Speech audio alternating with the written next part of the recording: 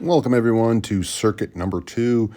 This circuit is a little more advanced. We're going to start with some warming up to make sure that those feet structures and ankle structures and toe structures are doing great all the way up to the knees and the hips by just rocking back and forth. And what I'm doing here is making sure that I do not bend at the knees and I do not bend at the hips. I'm trying to go straight up, straight down with as little sway as possible. It's impossible to go without any sway, but this way we're going to make sure those ankles are nice and controlled. Here are some really controlled ankle circles in different directions. And remember, if you want to pause this at any time, go ahead, because we're just going to go right through all these positions. Here's some more ankle circles on the opposite side. And feel free, again, to stop this recording at any time to do more reps. When I'm done looking at my ankles, I'm just bending the knees, the hips, and the ankles all at the same time. You notice I'm not really squatting too deep at first, and then I'm just going to change my hip position to see where do I feel okay with my squats. You can go slower, you can go a little faster. I'm showing you from the front exactly what felt good to me, and I put my hands on my shoulders. You don't have to put your hands there. I recommend that you can put your hands in a whole bunch of different positions. From here, I'm doing some toe touches to see how my single leg balance is going. And when I do this toe touch, I'm actually touching the ground and I'm looking in one spot. I drive one leg back as I'm basically driving down into one spot in the ground. And I'm just feeling are both sides, are they feeling the same? That's really what I'm looking for. Do they feel as balanced? Do they feel okay? Does one side feel something? That way, if I feel something that's not quite the way that I like it to feel, I take a note. I jot it down. I talk to my coach about it, and then I save that for later for my workouts.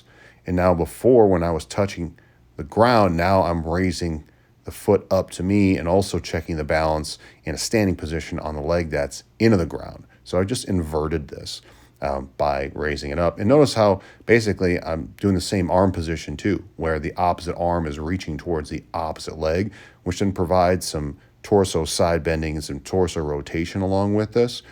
And all I'm doing is monitoring what is happening in my body. I don't really care about how many reps I'm doing. I just want to feel what's going on. Because if something is really good, I want to know about it. If something is not so good, I want to know about it. And if you're doing something that resembles this, great, change it up. It's okay if you make little changes to these movements. Actually, it's encouraged. Knowing exactly how your body feels when you're doing these things, with the arm and the leg going out to the side in this particular manner while you're balancing on the left leg, sometimes information will be so good to know that you can practice and get way, way better. And now I'm doing that same idea of reaching towards the leg, except now I'm on my back. So it's the same type of orientation in 3 different perspectives. Me going down to the ground, me bringing my foot up to me, and then me being on the ground, raising my leg up and reaching towards the toe. And as I'm doing these things, you may feel it in different parts of the body, and that's also good to know as well. Just you making these connections towards the different parts of the body is very important. Tons of great information for you. Now from here, I'm on my side. I plant one leg on the ground and I'm trying to lift that leg up to the ceiling as high as I can. And there isn't a whole lot of room to raise the leg. And that's exactly why this is the way that it is. I'm going to go through both sides. Again, you can pause this at any time. I know I'm going a little quicker through this. So please pause this. Go through it, start it up again, and if you want to go through this whole sequence more than once, do that too. So here I'm taking the opposite arm and opposite leg and raising it to the ceiling while I support my neck by putting my hand underneath my forehead, so like making a little support from my forehead. And I'm going to do this on both sides, just feeling, can I do this simultaneously or do they feel disjointed? I'm trying to make them feel like one thing, almost like when I walk, when my arms and my legs moving simultaneously rather than feeling disjointed or I'm only using my legs, only using my arms.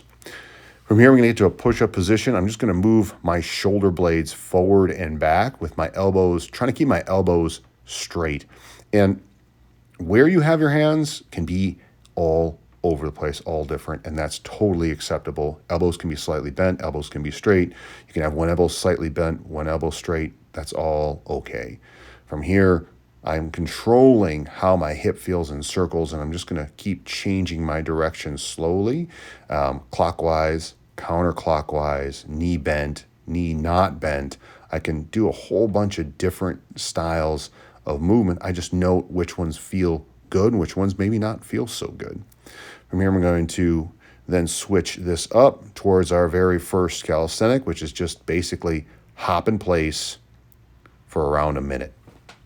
When I do this, I'm basically trying to go through a calf raise, or I can also hop through the ball of my foot without my heels clomping on the ground.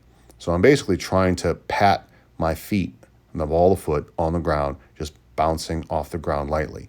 If some of you are more advanced, actually jump off the ground for each hop like you're skipping rope. For those of you that are a little less advanced, or you're feeling like the knees and the hips aren't doing as well, just don't go as hard. Don't even let the feet leave the ground. Try to make sure that those feet stay on the ground to limit the amount of impact, and then also diversify the shock across the entire both feet rather than just one foot or the ball of the foot, especially if you have any toe dysfunction or ankle dysfunction or knee dysfunction or hip dysfunction. After that, now I'm going to take a look at how I rotate. So I'm going to go side to side with the arms to see how I rotate. And what I like to do is I like to switch up how I rotate. So sometimes I rotate up and back. Sometimes I rotate down and through. Sometimes I actually change how my head is positioned so that I feel different. Sometimes I lean to a side as I rotate. And I notice, do I rotate as far? If I put my body in certain positions, does it limit how I actually move? That can also give you some pretty decent information on what's going on and how your body's organizing its movement and its solutions. You want to know how your body basically puts its solutions together. Sometimes I even pause at the far region to see, like, is this okay? And I change my arm position to see if that's okay as well. All of these are completely acceptable and encouraged for you to explore these ranges of motion. This is just a concept, a construct. So please organize your construct in as many ways as you like to play with, and note which ones feel good, which ones do not feel as good, because that will set your baselines. Now from here, after I'm finished with my rotations, and I change it up again where I put my hands on my shoulders to check my rotations, are now hops side to side, as if I'm jumping over a little line side to side. Again, I'm going a little bit higher up. You do not have to jump this high when you go side to side. Just the intent of jumping side to side can be enough. And doing this for a minute is fairly long. It's interesting to see how long a minute actually feels as you're going through these hops. And again, as I'm doing these hops, the reason that we're basically going through something where seeing how your body actually handles shock, you can do it by the rep rather than by time. So say you want to see if you can handle 5 hops, great. If you want to see how you handle 10 hops, great. Each couple of hops represents a certain unit of weight, because just hopping means that you're handling more than your body weight upon impact, which is quite a task if you have anything that's compromised or deconditioned. So this is a great way to then see how your body is handling shock. From here now, what I'm doing is I have my arms out to the side, and I'm practicing how my wrists spin, my elbows spin, and then eventually how my shoulders spin. So, and what I'm doing is they were going the same way at first, and then they're going to go in opposite directions pretty soon. So you can tell that one of these is going to be working better than the other in a little bit. So you can see how my shoulders are rotating here, facing out, how they're rotating facing in, and then from here, what they're like when you cross the arms. Do they do the same thing? Because each one of these positions may exhibit something completely different. So, and again, I'm rotating these out and in a cross position. I just switched my cross position to see how those arms work as they cross the body in a standing position. What does my head want to do? And it can get pretty challenging just holding your arms up and spinning. I also like to do this in switching up what part is rotating and driving all the way back behind me. So how far back can I extend behind my body, and how does it work extending in front of my body, crossing my arms in different directions. Now from here, I'm going to do a front to back hop instead of a side to side hop like I did before. And as I do this, you can have a clear picture of what my feet are doing. So as I'm hopping, do you notice that I'm not clomping my heels on the ground, but I'm really using the ball of my foot to direct what's going on forward and back. And I can also use my arms to help with this. And again, these are just hops. I'm not doing a highly ballistic activity. So this one can be really challenging if you're going for many hops. And again, because it is higher than body weight when you do this, this is going to get pretty taxing on the body. So make sure that you either count reps or you count time any way that you know how many you did or how long you went. If you can do both, even better. So, and then from there, qualify it. Like, how did it feel? Does it feel okay when you do front to back? Is it different than going side to side? Is it different than when you go in place? Because they're all going to change. It's all going to be different, or it could feel pretty similar. It's up to what you're perceiving. I'm going through shoulder spinning again with wrist and elbow spinning, this time at the side, and bringing it up and forward. So this is shoulder flexion and extension is what I'm working on here. Going towards 90. And now I'm going to bring them both out and then switch it where they're going to go right to left together. And then eventually I'll hold one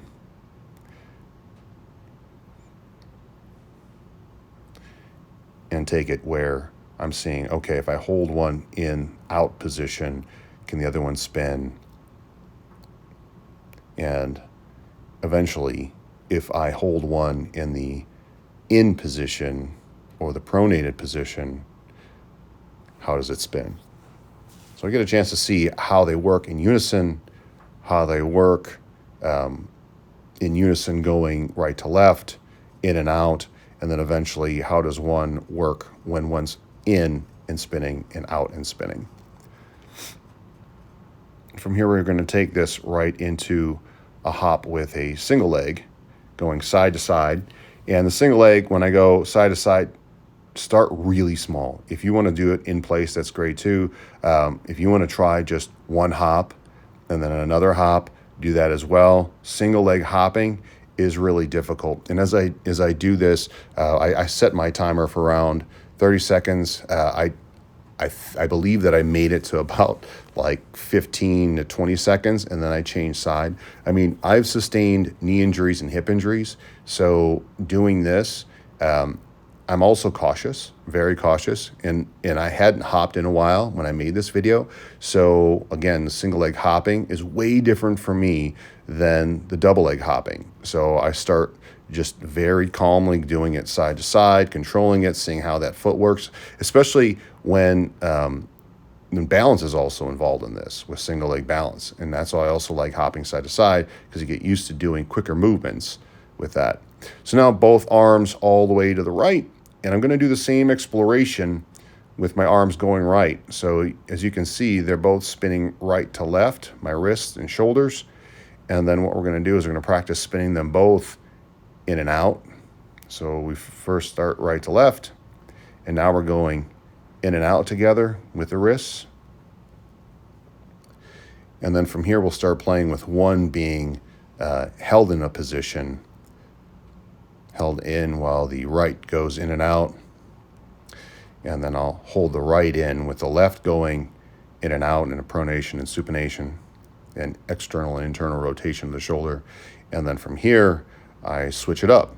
with supination on one, pronation, supination on the other, and then supination on the other with pronation, supination on that left shoulder and arm as everything is rotated to the right. Now from here, we're going to be doing the single leg hopping. Instead of going side to side, you can go front to back. And as I do this one, you notice I do a little bit more than front to back. Sometimes I do go to the side because I'm not in perfect balance.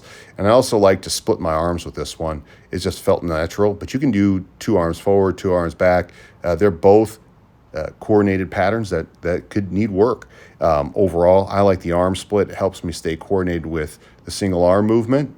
And then when I switch it up, you can see how the arms and the legs just naturally swing together. This other side, not quite so coordinated. On that left side, that was my hyperextended knee.